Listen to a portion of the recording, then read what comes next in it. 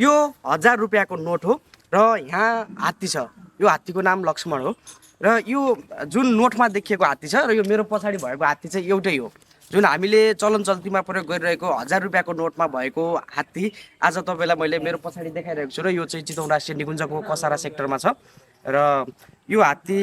जुन हामीले 1000 रुपियाँमा देख्ने गरेको हात्तीलाई आज मैले रियलमै देख्न पाएँ र यही नै हात्ती भन्दा एकदमै खुसी लागेको छ र तपाईँहरू पनि यो ठाउँमा आएर